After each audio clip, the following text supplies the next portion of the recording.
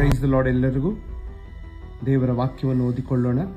ಅದು ಕೀರ್ತನೆಗಳು 95ನೇ ಅಧ್ಯಾಯ 6ನೇ ವಚನ.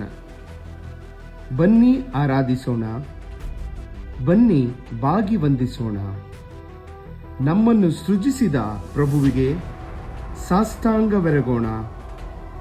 ಆತನೆಮ್ಮ ದೇವರು, ನಾವು ಆತನ ಕೈಮಂದೆ, ಆತನಿಂದಲೇ ಪಾಲನೆ ಪೋಷಣೆ ಪಡೆದ ಜನತೆ. ದೇವರ ವಾಕ್ಯವಿದು.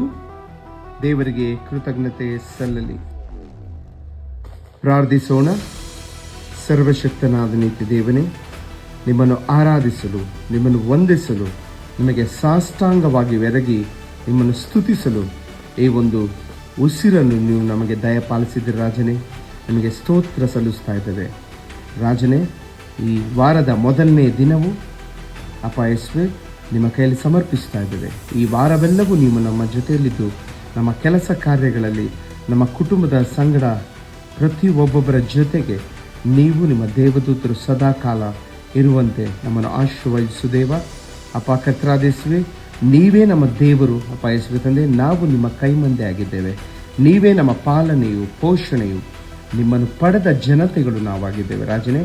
ಈ ವಾರದಲ್ಲಿ ನಮಗೆಲ್ಲ ಬೇಕಾದ ಸಕಲವನ್ನು ತಂದೆ ನೀವು ನಮಗೆ ದಯಪಾಲಿಸ್ತಾ ಇದ್ದೀರಿ ಅಂತ ನಿಮ್ಮಲ್ಲಿ ವಿಶ್ವಾಸಿಸುತ್ತಾ ಇದ್ದೇವೆ ರಾಜನೇ. ಈ ಕ್ಷಣ ಈ ಒಂದು ಪ್ರಾರ್ಥನೆಯಲ್ಲಿ ಪಾಲ್ಗೊಂಡ ಪ್ರತಿ ಒಬ್ಬೊಬ್ಬರ ಮೇಲೆ ನಿಮ್ಮ ಹೇರಳವಾದ ಆಶೀರ್ವಾದವು ಇಳಿದು ಬರಲಿ ದೇವ, ಇಳಿದು ಬರಲಿ ರಾಜನೇ. ಪ್ರತಿ ಒಬ್ಬೊಬ್ಬರನ್ನು ಸ್ಪರ್ಶಿಸಲಿ.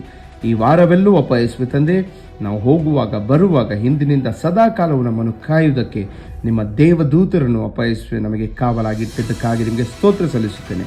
ಎಲ್ಲ ಘನತೆ ಮಹಿಮೆ ಗೌರವ ನಿಮ್ಮೊಬ್ಬರಿಗೆ ಸಲ್ಲಿಸುತ್ತಾ ನಜರೇತಿನ ಯೇಸು ನಾಮದಲ್ಲಿ ಎಲ್ಲವನ್ನು ಬೇಡಿ ಹೊಂದಿಕೊಳ್ಳುತ್ತಾ ಇದ್ದೇವೆ ರಾಜನೇ. Amen, amen, amen.